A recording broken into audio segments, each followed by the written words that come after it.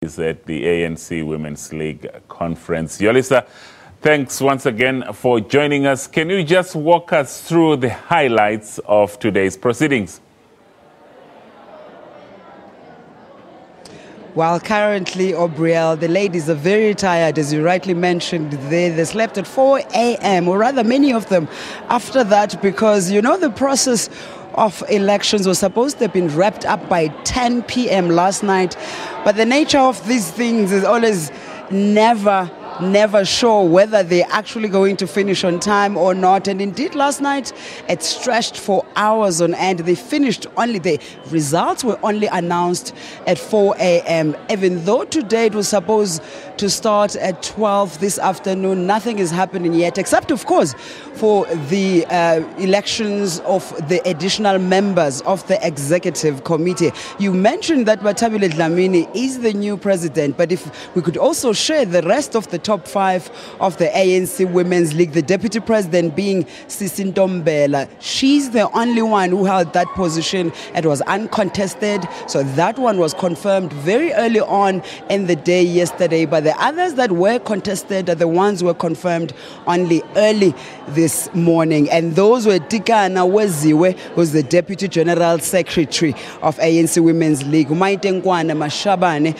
who's now the treasurer, taking over from Edna Mulewa, who's now, of course, the head of communications of the ANC Women's League. A nice spread, of course, including, of course, Matua Muyacha, who is the General Secretary of the ANC Women's League. A nice spread, as I was saying, because most of these women are from different provinces. Maitenkwana Mashabane, for instance, from Limpopo. The other one, the General Secretary Muyecho, as from the Free State, and Wes was from the Eastern Cape. And you remember, of course, one of the challenges, ANCWL, that these women always talk about is the issue of unity. There have been factional battles for a while now, which of course led to the issue of them not having their elective Congress in 2013, which means the outgoing, or rather the executive committee that has just left now or been voted out, was supposed to have been taken out in 2013 already. The elections, the last elections were in 2008, which means the National Executive Committee overstayed by 2 years. Now, the new president promising that it's going to be a new era indeed, including making sure that they are attractive to young women, ANCWL. And what else can we expect from this new leadership, Yolisa, particularly if you look at this contentious issue of the election of a woman to lead the mother body, the ANC itself?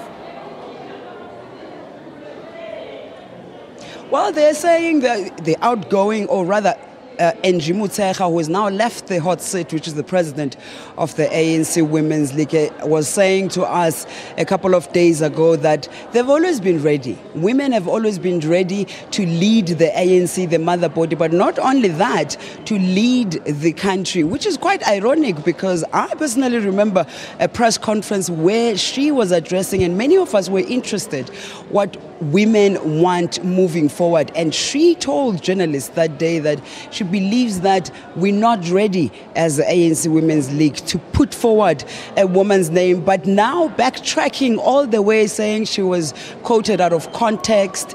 But many of them are saying, in fact, they've been ready for a while, and they're going to campaign now based on, not only based on gender, of course, but based on which leaders are stronger. And Njimutecha addressing, or rather delivering her political report at the beginning of this Congress, saying the ANC leaders, the male leaders, very arrogant, telling them who to vote for, which leaders to choose, and they're saying that's not going to happen again anymore, especially with the new incoming leadership.